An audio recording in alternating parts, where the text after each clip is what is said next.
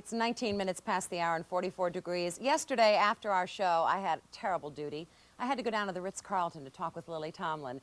You know, her genius for comedy has such a broad appeal. Audiences in Boston have been lucky enough to see the real performer on stage in The Search for Signs of Intelligent Life in the Universe, now playing at the Shubert Theater. Take a look.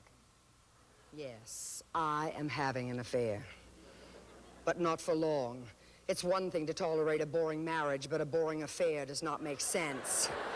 My seminar leader said to me, he said, Chrissy, you should learn to be happy one day at a time. What I've learned from that is that you can also be miserable one day at a time. Reality is a leading cause of stress amongst those in touch with it. I could take it in small doses, but as a lifestyle, I found it too confining. We just saw Trudy, Kate, and Chrissy. Do you have a favorite? No, you can't. You know, it'd be like a mother having a favorite child. You just don't really want to do that. And half the thrill of it is being able to do so many different kinds of people.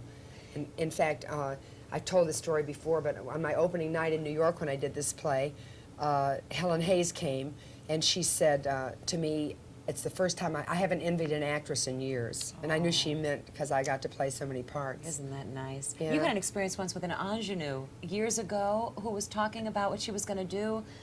It just dawned on me. Oh, backstage at the old upstairs at the downstairs? And she gave you a good laugh, didn't she? Oh, she did, because she was the ingenue. In those days, you know, there was the character woman, the leading lady, and the ingenue. And of course, I didn't know I was the character woman. I thought I could be anything I wanted to be. Sure. So, but when I finally put it all together, and I realized that she was the ingenue, and she was very glamorous, you know, and had a lot of hair and fur. She wore like a fur coat to work every night. And when she'd leave, she'd be all kind of electrified, you know, just really like radiant. But in the dressing room, when we'd be talking, getting ready for the show, she was absolutely hilarious and wonderful. And she would characterize conversation, and I'd be screaming, and I'd say, oh, that's so wonderful. You have to do that on stage tonight. And she'd pull herself up, and she'd say, oh, I wouldn't want anyone to think I was unattractive. You know. You don't mind that. I mean, no one I thinks don't you're think unattractive. about it, you know? Don't. I don't think about, when I first did, when I was on Laugh-In and I did Ernestine, it never occurred to me that people thought I looked like Ernestine, but they did. Yeah. You know, for years they thought, they'd say, even when I would see people, when I first was on the first few weeks, and they would see me on the street and they'd think Ernestine was one person and I was that other girl, that fast talker or something like that, you know. How do you do this? I mean, when you first went on Broadway, you had 8 performances a week. Yeah. You're doing 7 here, and you must have to draw on everything you own to get through this show to do it right.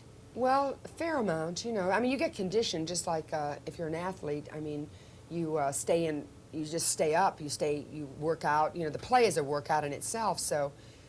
But if I lay off for it, like the first time I laid off in New York, I was so full of myself because I had so built up to the play so gradually over the preparatory time before New York, and then I'd been doing the show consistently, so I had no idea of what it had taken to build up to it. So we shut down took a vacation for 10 days, and I went back to LA, and I didn't do anything. I just lay around the house and around the pool, and when I got back on a Thursday night, I went to a little brush-up rehearsal, and I couldn't do it. I hadn't done anything for 10 days, and I had to send somebody up to read the insurance policy.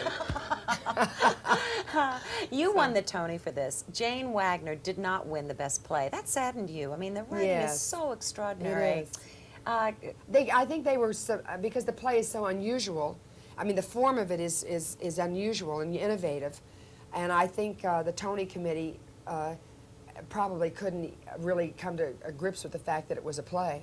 Even though I won Best Actress in a Play, I think there was some dispute as to if it could be defined as a conventional play. It's a little strange, isn't it? So, you make us think about issues with your humor. It's the but best. we did win, you know, unique theatrical experience from the New York Drama Desk, and the New York Film Critics gave us a special New York Drama Critics Award. And that's good, but you keep winning. I mean, and you may film this now, right? Yes, we're trying desperately to do it here in Boston. Also, you moms would be glad to know, because I was thrilled when Lily told me this. Edith Ann, you're going to do an animated series with her. Yes. What a great idea. And I am excited about it because she's so adorable, you know. We're doing her in clay and in cell. And she's she just, everybody wants one. You know, everybody says, oh, I wish I had a little Edith. You know, they want a little Edith. She's so adorable. Isn't that great? You don't know where that'll play yet, but we will It'll see play on it. CBS, I'm pretty sure. Really? That's Yeah. great, Lily. What things make you happy? I mean, I know your work really turns Things you like on. that, yeah. When I first saw Edith, I remember the animators that we had gotten involved with to do it are from Canada. And we had met in different cities, and they'd come to be with us on the road and talk and work, and we'd work on the clay model and work on it and work on it. And finally, they went back and built a little rocker and everything else, see, for Edith. Just, these were all for tests and to develop the prototype. And when they sent us the first photographs of the closest, of the one, you know, the latest development, it was just like, it's just like having pictures of a new baby. Isn't you that know, great? Sure. she was so adorable and so perfect. And you made her. her little You're body proud of her. language was so, you know, just so good, and you know, and she can say so much. So I was very excited about her. So that's the kind of thing that makes me happy. I go to dinner in the restaurant, see, and I just like, Yeah. I don't know what all those words are, like kveld. You're approaching, I was reading this, that you say 20 years, December 29th, 1989, since you Right. left Laugh-In, so it's 20 years of fame. Right. Did it make you nervous? No. No. Someone said it made you jittery. I mean, the fact that you're on top of the mountain. No, yes, someone, yeah, Kevin said that, but Yeah, I don't he know why he did. said that. He was talking to me over the phone. Maybe I was worried that my dime was going to run out or something. That Ernestine was going to get on. Yeah. No, I mean, you know, life is life. You just, I mean, first of all, I mean, you never know what you're going to create next, or if you're going to create anything. And I mean, if you have any jitters at all as a creative person, or as any kind of professional person, I suppose, is that what are you going to do next, or are you Yeah. going to be able to top yourself, or should you even top yourself? But I was just reading in, you know, a Pathways book recently, you know, that there's no learning in competition, so you better stop competing with yourself. So I won't even discuss that subject. We could get off on that, couldn't we? Right. So times are good for Lily Tomlin, and Yeah, that's it's- great. yeah, fine. You know, I love to play. I mean, also there's a thing you come. I think when you're older, you know that in our old play, in Appearing Nightly, one of the characters used to say, she was like a young girl in her 20s, and she'd say, she was talking to Bobby Janine, the cocktail organist, and she'd say, you know, Bobby, if we just didn't care about being happy, none of this would matter. And so there's this illusion, see, of what happiness is, I think. Yeah. And I think that's what gets people confused. They think, well, am I happy, or what is happiness, or how can I be? And I think happiness is just is some kind of simple contentment in the moment.